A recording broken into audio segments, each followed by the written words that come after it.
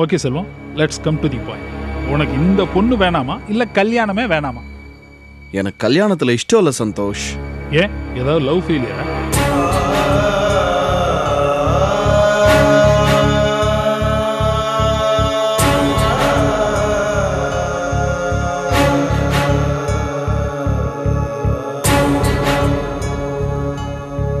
என்ன செல்வம் சொல்லு, யாரையாவது லவ் பண்றியா? அப்படி இருந்தா பிராங்கா சொல்லு செல்வம். அந்த பொண்ணு எந்த ஜாதி மதமா இருந்தாலும் பரவாயில்ல, இல்ல ஊனமுற்ற பொண்ணாவோ இல்ல விதவியாவோ இருந்தாலும் பரவாயில்ல, நான் பேசி முடிச்சு வைக்கிறேன். கர்மம் கர்மம். என்னங்க இது இப்படி பேசுறீங்க? ஏன் எல்லாத்தையும் பிராங்கா பேச வேண்டாமா? நீ சொல்லு செல்வம், வீட்டுல சொல்ல சங்கடப்படுற அளவுக்கு ஏதாவது விகாரத்துல மாட்டிருக்கியா? அடிய நிர்மலா, செல்வம் சன்னியாசியா போனாலும் பரவாயில்ல, உன் புருஷனை கொஞ்சம் வாய மூடிட்டு இருக்கு சொல்லுமா. ஓகே ஓகே, சாரி ஆண்டி, கொஞ்சம் ஜாஸ்தியா தான் பேசிட்டேன். செல்வம், ஆண்டி ரொம்ப ஃபீல் பண்றாங்க, உன் மனசுல இருக்கிறத ஒழிக்காம சொல்லு. உனக்கு எந்த மாதிரி பொண்ணு வேணும்? எனக்கு எந்த மாதிரி பொண்ணு வேண்டாம், நான் யாரையும் லவ் பண்ணுவதில்ல. தயவு செஞ்சு என்ன கொஞ்சம் நிம்மதியா விடுங்க.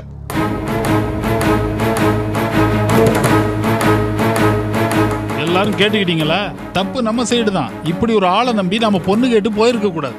எல்லாம் உங்களால தான். ஒத்துக்கிறேன். சரி, காலையில நான் பாலு சார முத வேலையா பார்த்து பொண்ணு கேட்டு வந்தது தப்பு தான், சாரி சொல்லிட்டு வந்துடுறேன்.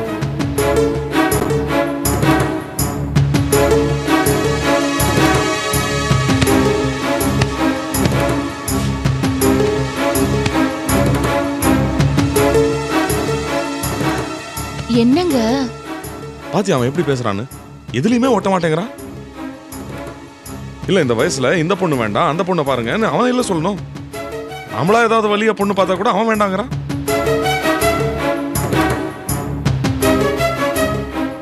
சரோ, ஒருவேளை மனசுல பழசலா ஏதாவது நினைச்சு கஷ்டப்படுறானோ தெரியலங்க.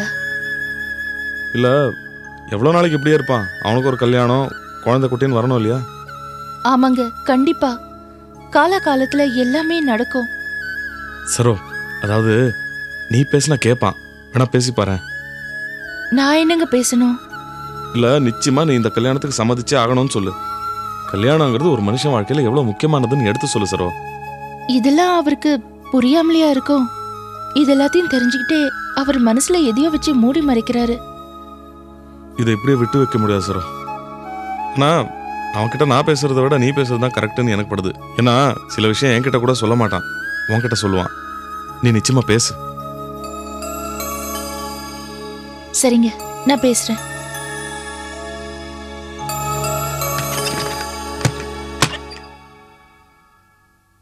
என்னங்க, முகம் கழுவிட்டு வாங்க, சாப்பிடலாம். எனக்கு பசிக்கல. இல்ல ஏன் பசிக்கல? காரணம் எல்லாம் ஒண்ணும் இல்ல, உடம்பு ஒரு மாதிரியா இருக்கு.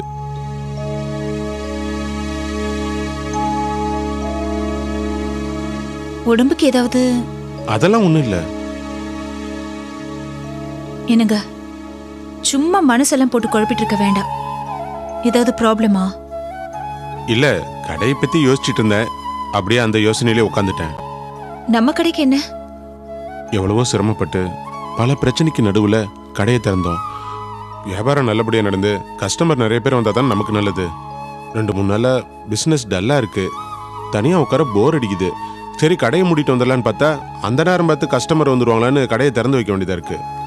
என்னங்க நீங்க, அதுக்குன்னு தினமும் 1000 பேர் வருவாங்கன்னு எதிர்பார்க்க முடியுமா? ஒரு நாளைக்கு 10 பேர் வருவாங்க, இன்னொரு நாளைக்கு யாருமே வரமாட்டாங்க.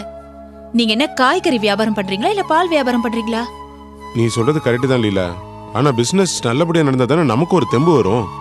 மாணிக்க என்ன மார்க்கெட்ல கடை வச்சிருந்தாரு, இப்ப லாரி புது கடைன்னு பிசினஸ் டெவலப் பண்ணிட்டாரு. என்னப்பா ஏதோ பொறாம பிடிச்சவன் பேசுற மாதிரி பேசிட்டு இருக்க? பொறாமையில சொல்லப்பா, அவரு பிசினஸ் டெவலப் பண்ணதை நினைக்கும் போது ஆச்சரியமா இல்ல இருக்கு. இதுல ஆச்சரியப்படுறதுக்கு என்னப்பா இருக்கு? சளைக்காம உழைக்கிறாரு, அனுசரணையான குடும்பம், எல்லாத்துக்கும் ஒத்து போற பொண்டாட்டி. ஏன் பொண்டாட்டிக்கு என்ன, லீலாவை மிஞ்சி யாரும் இருக்க முடியாது. அட ஒரு பேச்சுக்கு சொன்னாம்பா, அது மட்டும் இல்ல, புத்திசாலியா பொறுப்பா கூட சேர்ந்து உழைக்கிறதுக்கு ஒரு கூட பிறந்தவன் இருக்கான். செல்வம் மாதிரி ஒரு புள்ள கூட பிறந்திருக்கிறது பெரிய பக்கபலம் தானப்பா. நீங்க செல்வத்தை சொன்னது கரெக்ட் தான், ஆனா உழைக்கிறதுக்கு நானும் ஒன்னும் பயந்தவன் இல்லையே. சரோ அண்ணியை விட பெரியவங்களுக்கு மதிப்பு மரியாதையும் கொடுக்கறதுல லீலாவும் ஒன்னும் குறைஞ்சவில்லை. அதுவும் இல்லாம சில சமயம் நான் சோர்ந்து போறப்ப கூட லீலா தான் எனக்கு தெம்பு விட்டுவா. நல்ல அப்பா அம்மா நீங்க இருக்கீங்க, எனக்கு இருக்கிற ஒரே குறை செல்வம் மாதிரி ஒரு தம்பி இல்லாததுதான். அது மட்டும் இல்லடா, நிர்மலா மாதிரி ஒரு தங்கச்சியும் இல்ல, அவளை கல்யாணம் பண்ணிக்கிட்டு வீட்டோடயே இருந்து தொந்தரவு தர்ற மாப்பிள்ளையும் இல்ல. அது கூட குறைதானே? நல்ல மாப்பிள்ளை. எங்க இருந்து தான் இப்படி ஒரு மாப்பிள்ளைய கண்டுபிடிச்சாங்களோ அந்த ராஜத்தம்மா. டேய் ரவி, உன் சகல மாணிக்கத்துக்கு கல்யாணம் ஆயிடுச்சு, அந்த நிர்மலாவுக்கும் கல்யாணம் ஆயிடுச்சு, செல்வத்துக்கு வயசாயிட்டே இருக்கு. அவனுக்கு மட்டும் ஏன்டா இன்னும் கல்யாணம் பண்ணாமே வச்சிருக்காங்க?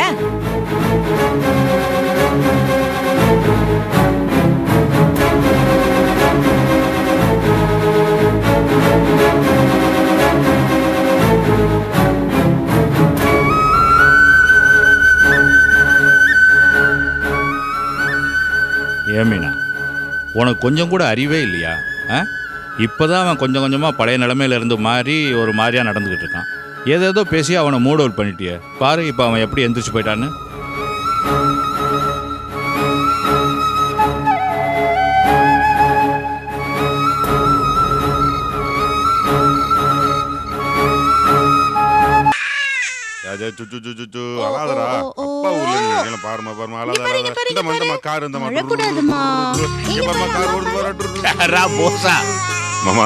என்னடா நீ சொல்லாம வந்திருக்கிற? எப்போ வந்த?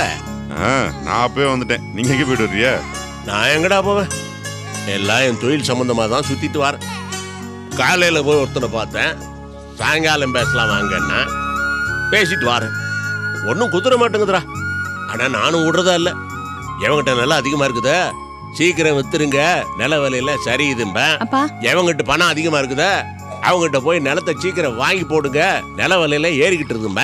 இதெல்லாமோ பண்ணி பாக்குறேன். அது இருக்கட்டு, உள்ளூர்ல அலையறதுக்கே எனக்கு இத்தனை கஷ்டமா இருக்குது. எப்படா மெட்ராஸுக்கு அழகர்களுக்கு அடிக்கடி அலைஞ்சிட்டு இருக்கிற? என்ன என்ன விசேஷம் திடீர்னு வந்திருக்கிற? அதுவும் இல்ல மாமா, 2 நாளைக்கு வேலை இல்லை, மிஷின்லாம் வர வேண்டியிருக்கு. வந்துருச்சுன்னா அதுக்கப்புறம் வேலை ரொம்ப டைட்டா இருக்கும். அதான் உங்களையெல்லாம் பார்த்துட்டு பாப்பா பார்த்து போலாமேன்னு வந்தேன். பொஞ்சாதியும் பிள்ளையும் பார்க்காம இருக்க முடியாது உனக்கு. தமிழ் செல்வி எப்பவும் கண்குள்ளே இருக்கிறான். ஆமாமா.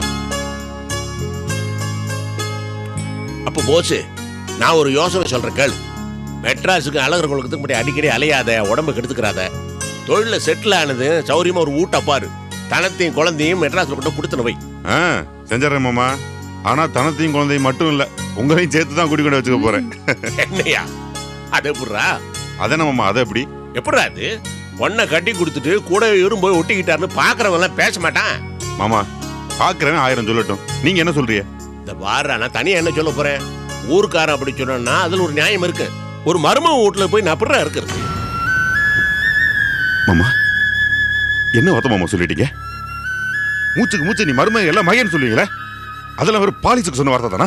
இத பாருடா, இங்க பாருங்க மாமா, மனசுல என்ன இருக்கோ அதுதான் வார்த்தையா வரும். இப்போ வந்துருச்சு. இங்க பாருங்க மாமா, என் மனசுல எந்த கள்ளங்கவடமும் இல்ல.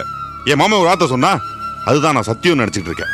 அது தப்புன்னு இப்பதானே புரியுது. டேய், நான் என்ன பேசுறேன், நீ என்ன புரிஞ்சுக்கிட்டு இருக்க? மாமா, நீங்க இப்படி நினைச்சிருப்பிய, இவனை நம்பி போறமே, இவன் ஒருவேளை கஞ்சியாச்சும் ஒழுங்கா ஊத்துவானா நினைச்சிருப்பி, அப்படித்தானே? டேய், இவன் எதுக்கு அப்படி சண்டைக்கார மாதிரி பேசிட்டு இருக்கான்? இத பாரு கிறுக்கா. டேய், நீங்க சொன்ன வார்த்தையோட நான் ஒரு வார்த்தை கூட கூடுதலாவோ தப்பாவோ சொல்லில்ல. மாமா, யாரா அவன்? இப்ப என்ன ஆயி போச்சுன்னு இப்படி பேசுறான்? கிறுக்கு பையன். அவர் கோச்சுக்கிறதுல தப்பே இல்லப்பா. நீங்க இப்படி எல்லாம் பேசுறீங்களே, அவர் மனசு எவ்வளவு கஷ்டப்படும். ஏய் நீமா, ஏடா என்னடா நான் இப்ப என்ன சொல்லிவிட்டேன்? 2 இப்படி சாடுதுங்க. அவன் ஒரு கிறுக்கு, இவன் ஒரு கிறுக்கு.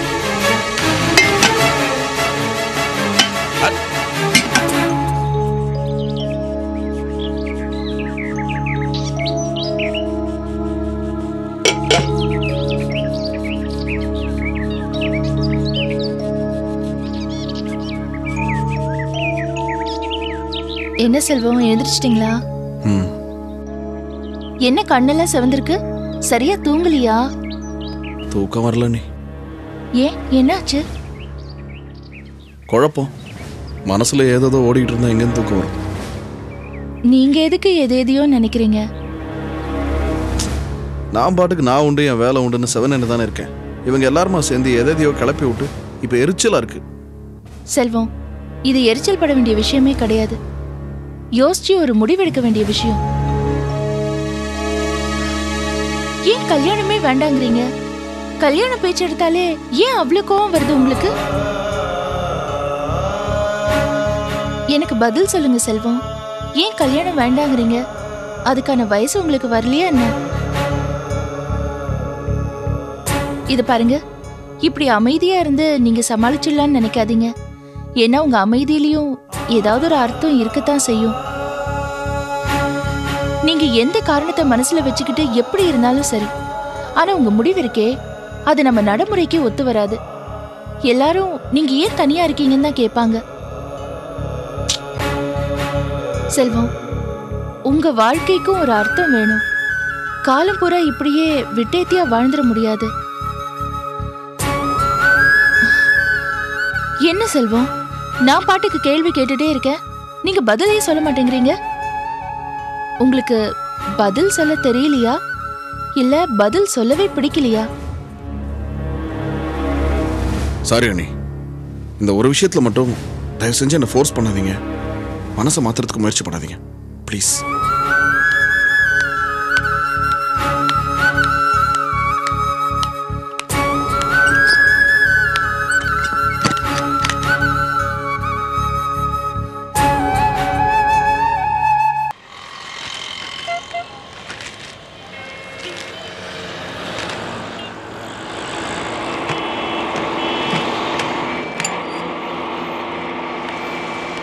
அடா வாங்க ரவி,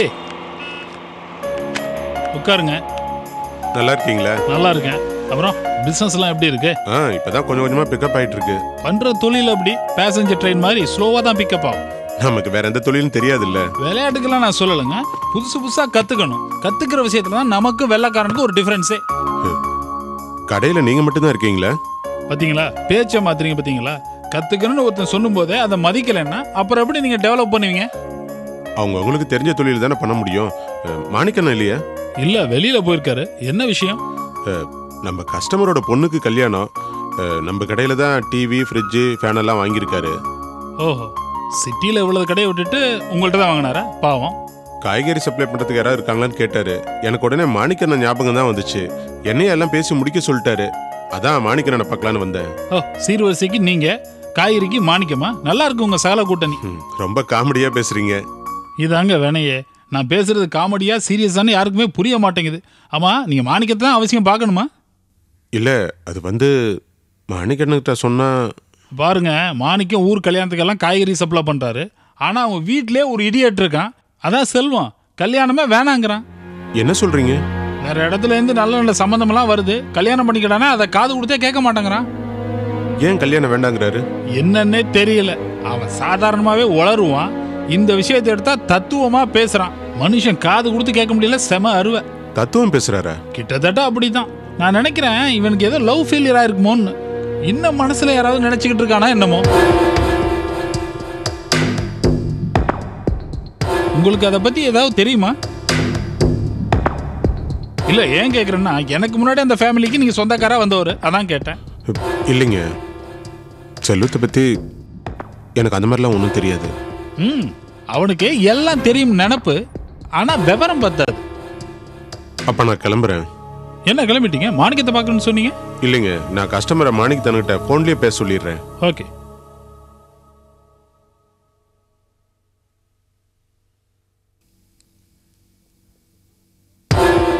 எப்போ வந்தீங்க? என்ன இங்க தனியா நின்னுட்டு இருக்கீங்க? இப்பதான் வந்தேன்.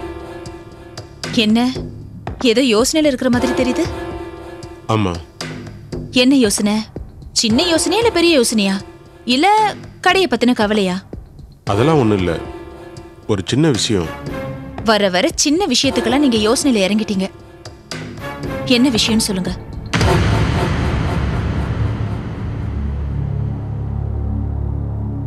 உங்ககிட்ட சொன்ன நீ அதை வேற மாதிரி எடுத்துக்கியோன்னு தான் எனக்கு ஒரு சங்கடம். நான் ஒன்னும் தப்பா எடுத்துக்க மாட்டேன். என்ன விஷயம்னு சொல்லுங்க. அது வந்து அன்னைக்கு அம்மா கூட சொன்னாங்கல்ல, மாணிக்கண்ண தங்கச்சி கல்யாணம் பண்ணி வச்சிட்டாரு, செல்வத்துக்கு என்ன கல்யாணம் பண்ணி வைக்கலன்னு. ஆமா, இப்ப அதுக்கு என்ன? ஆக்சுவலா அங்க என்ன பிரச்சனைனா, மாணிக்கனை செல்வத்தை கல்யாணம் பண்ணி வைக்கிற ஐடியாவில் தான் இருக்காரு. செல்வம் தான் கல்யாணம் பண்ணிக்க மாட்டேன்னு அடம் பிடிக்கிறாராம். ஏன் லீலா அமைதியாயிட்ட? இத பத்தி நான் என்னங்க சொல்றது?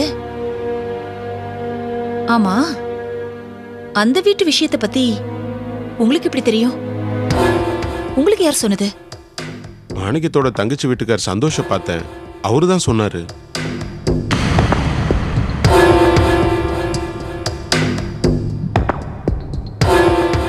லீலா, என்ன எதுவுமே சொல்லாம போற?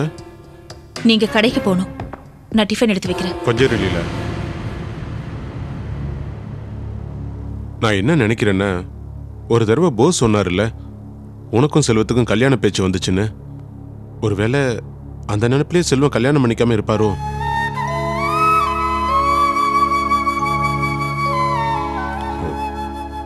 அவர் உன்னை லவ் பண்ணாரா?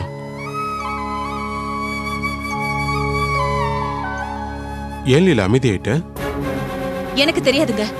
அவர் கல்யாணம் பண்ணிக்காம இருக்கிறதுக்கு என்ன காரணம் வேணாலும் இருக்கட்டும். எதுவா இருந்தாலும் நாம என்ன பண்ண முடியும்? ஒன்னும் பண்ண முடியாது. நீ சொல்றதும் சரிதான் லீலா. நான் யதார்த்தமா தான் சொன்னேன்.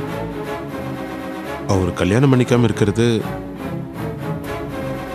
எனக்கு என்னமோ உறுத்தலா இருக்கு.